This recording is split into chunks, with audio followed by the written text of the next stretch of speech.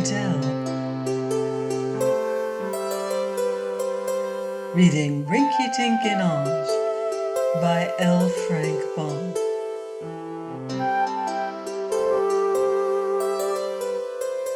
Chapter 15. The Flight of the Rulers. Now it seems that when Queen Kor fled from her island to Regos, she had wit enough, although greatly frightened, to make a stop at the royal dairy, which was near to the bridge, and to drag poor Queen Pingaree from the butter house and across to Regos with her. The warriors of King Goss had never before seen the terrible Queen Kor frightened, and therefore when she came running across the bridge of boats, dragging the Queen of Pingaree after her by one arm, the woman's great fright had the effect of terrifying the waiting warriors. "Quick!"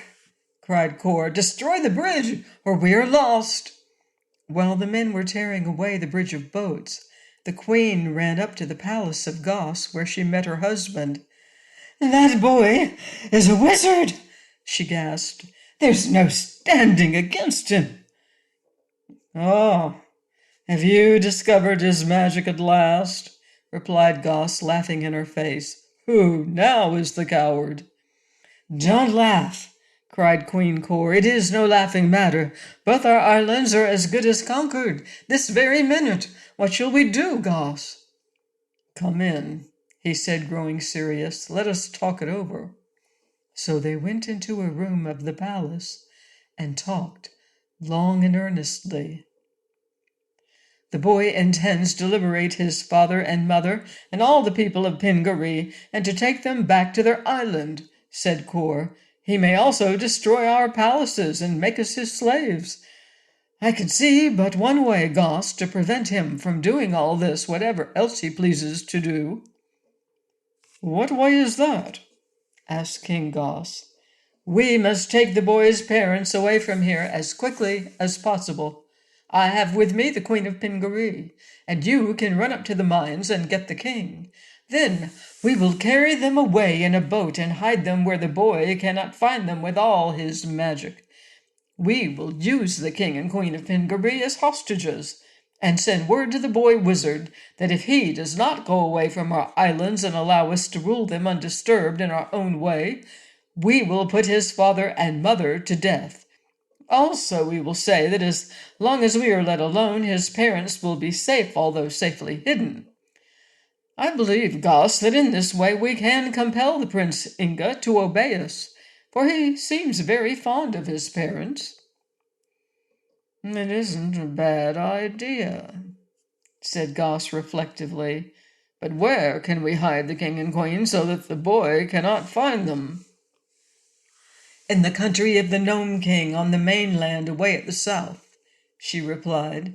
"The gnomes are our friends, and they possess magic powers that will enable them to protect the prisoners from discovery. If we can manage to get the king and queen of Pingaree to the Gnome Kingdom before the boy knows what we are doing, I am sure our plot will succeed." Goss gave the plan considerable thought in the next 5 minutes. And the more he thought about it, the more clever and reasonable it seemed. So he agreed to do as Queen Kor suggested, and at once hurried away to the mines, where he arrived before Prince Ingeded. The next morning he carried King Kitticut back to Regos. While Goss was gone, Queen Kor busied herself in preparing a large and swift boat for the journey. She placed in it several bags of gold and jewels, with which to bribe the gnomes, and selected 40 of the strongest oarsmen in Regos to row the boat. The instant King Goss returned with his royal prisoner, all was ready for departure.